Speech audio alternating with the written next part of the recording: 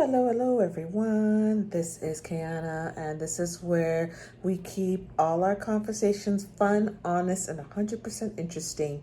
So, there is Pastor Jamal Bryant in the news again, not in the regular news, but he sort of went viral because of the dress that his wife, Dr. Carrie Bryant, wore. And he is a prominent pastor in the greater Atlanta area, the Decatur, Atlanta area specifically. And they went to the Negro College fundraiser event.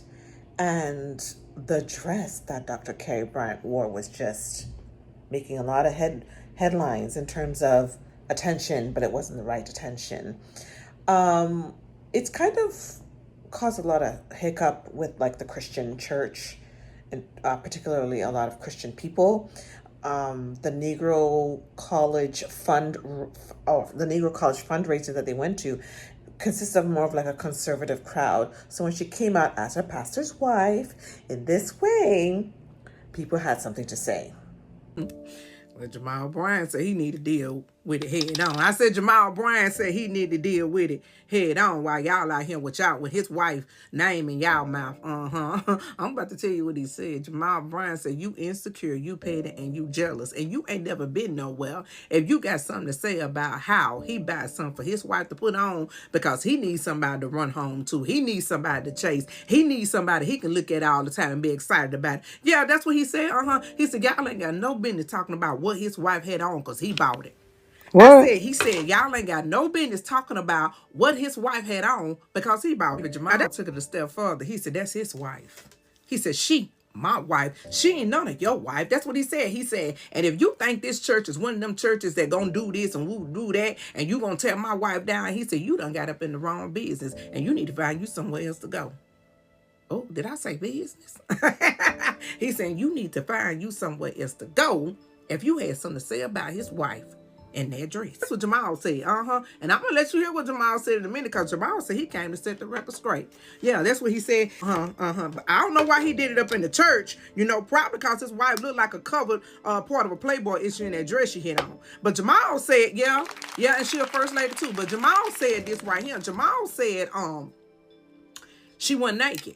He said you couldn't see that. He said that dress is a flesh-made dress. It's made to look like the flesh, like you can see, through it, but you can't. But, based on what I'm seeing right here, Jamal, I don't know, Jamal, look like, you could take it somewhere. I'm talking about take it somewhere.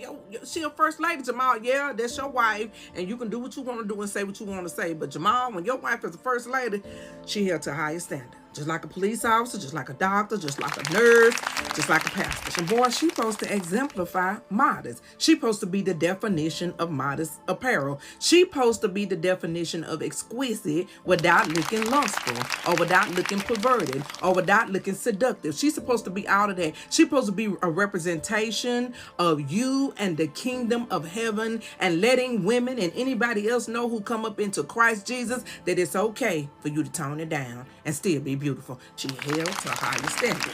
And you probably shouldn't have bought that dress. That's probably why them people couldn't hear her prayer raining down heaven. And that $4 million y'all raised for HBCUs, because they was too busy looking at the fact that dress overshadowed everything. But yeah, y'all don't believe me. Here go Jamal right here. Because the other day the internet went crazy about a dress my wife had on. Now, they didn't say anything about the $4 million that was raised for the United Negro College Fund. They never mentioned that she prayed until heaven came down. I don't know if nobody saw that. They never said anything about this was the largest fundraiser for HBCUs in the country. They saw the dress, Jamal. Insecure, jealous, petty, small-minded. People got in their feelings and set up a false barometer of holiness based off of a dress. Now you got to help some people, because some people have embraced the full knowledge of ignorance without any assistance to understand that. The dress was not see-through. The dress was flesh color. But because you ain't never been nowhere and ain't never been exposed to nothing. That's petty.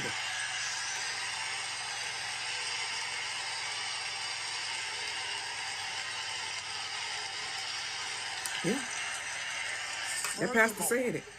I needed to set the record straight. Y'all don't like this. I need to set the record straight. I bought the dress. God gonna get you, ain't he, boy? And I like it. I don't care whether you like it or not. She ain't mad to y'all. She mad to me.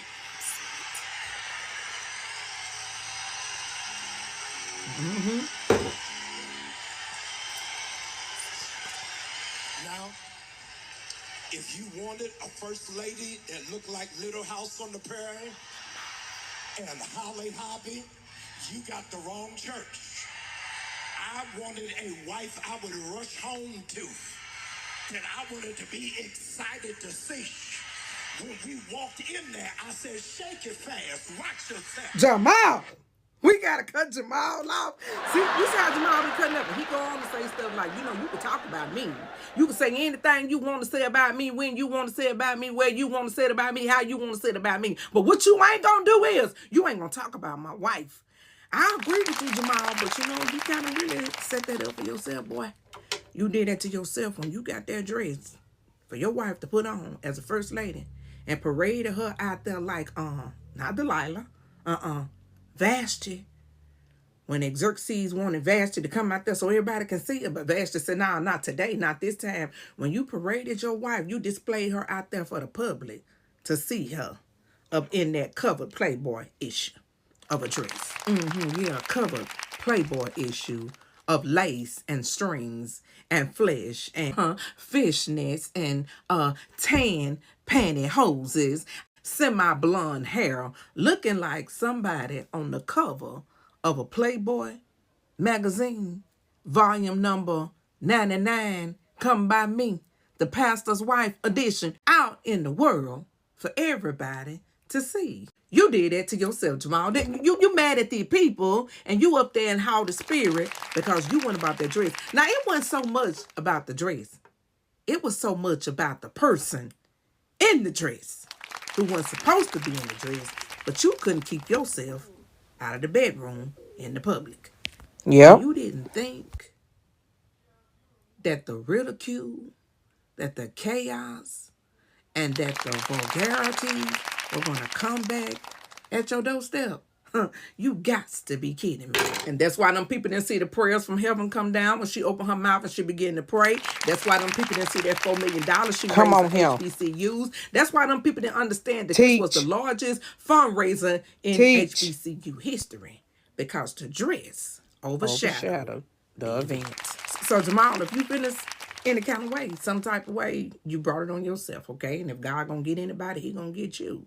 I didn't see nothing wrong with the people whoa on Little House on the Prairie or whatever else that was you talked about, because I don't even think I watched that before. That must have been a little bit before my time. But Jamal, the first lady, is supposed to be modest in apparel. She ain't supposed to be seductive. And you know this. So guess what's gonna happen to you? You're gonna get whooped with double stripes.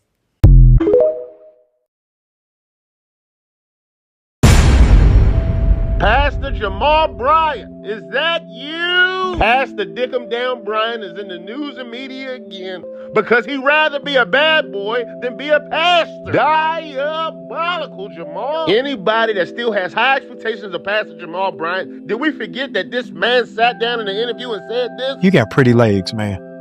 Oh, man. And they lanolated. Man, listen, I mean, I'm back working out. You put shea butter, Jergens. Oh, you see that? They glowing in the dark. The shame. But because you ain't never been nowhere and ain't never been exposed to nothing. Ain't nothing in his congregation but soulless lost people that's following a false prophet. Jamal Bryant is a motivational speaker at best. I need to set the record straight. I bought the dress. And I like it. I don't care whether you like it or not.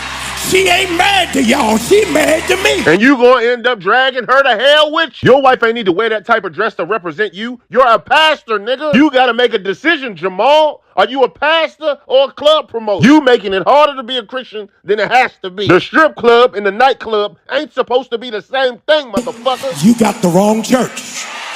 I wanted a wife I would rush home to, that I wanted to be excited to see. When we walked in there, I said, shake it fast, watch yourself. And the crowd goes wild. It's a rapper that goes by the name Mystical. He said the same shit. About trade that booger in and find you somebody that Negroes can talk about. How did you bag that? The dress might have been inappropriate to be a pastor's wife, but Jamal Bryant is even more inappropriate for being a pastor, period. Jamal Bryant, you need to be on the same side of the pews as everybody else. This nigga need Jesus more than the people that go to his church. Nigga talking about shake it fast, watch yourself. In the house of the Lord. You going to hell, nigga. This ain't love and hip hop. These people are trying to go to heaven. The shame. I said the shame. Ooh, Lord have mercy. Jamal Bryant, you letting your wife out in these streets showing all her kibbles and bits, ain't it? Thing is, man, newsflash, y'all, Jamal Bryant don't even like women. Of course he picks her outfits out. He probably picks out every outfit that she puts on. He gay. He gay. Kurt Franklin too. I know that's a newsflash, but let me just sit that on the table right here. Now I seen somebody do a video about this, and I'm gonna reiterate what she had said about it. But watching her video and what she spoke on made me want to look at the video, and I did. And boy, yeah, man, like she said, Jamal Bryant and them are doing what they've always done. They're flesh Christians. They're not following Jesus. They think they're the standard. They think that they are showing out for God. This has been their MO, so it ain't surprising. But let me let y'all know right here, Pastor Jamal Bryant is not a heterosexual man. He's not a pastor. And he's definitely not called by God. When I look at the dress, I mean, it is a pretty dress, but it probably was not appropriate in that it showed way too much shape. And, you know, as Black women, we're more tend to be curvy, and it's unfair that people criticize us more just because of our bodies. And I think the criticism was clearly just because of the body. But the dress accentuated that, and it wasn't really well made. And then it had these lines that were sewn into it that kind of drew attention to the nether area. And for a pastor's wife, like a first lady, a lot of people didn't expect her to present herself that way. So yeah, that was not popular. Now, Jamal coming out and clapping back, that did not help his case either. He was like, look, I bought the dress, okay? This is on me. It didn't really make him look that much better. To me, he probably didn't even have to say that. He basically put his wife in a position for her to be criticized, knowing the kind of environment that they're in. But hey, let me know in the comments what you think. Should she have gone to an event like that with that kind of dress? Is that dress suitable at all? You know, some people were saying it's better for an award show. Some people were saying it's just not even the best at all, anywhere. Yeah, until next video.